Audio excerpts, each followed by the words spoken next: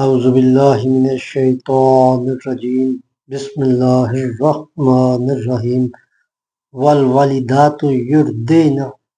اولادہن حولین کاملین لمن اراد ان یتم الرضاعۃ وعلی المولود لہ رزقهن وکسوتهن بالمعروف لا تکلف نفس الا وسعها لا تضار والدات بولدها ولا مولود له بولده وعلى الوارث مثل ذلك فإن أراد فصالا عن تراض منهما والتشاور فلا جناح عليهما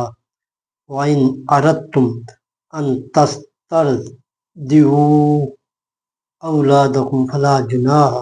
عليكم إذا سلمتم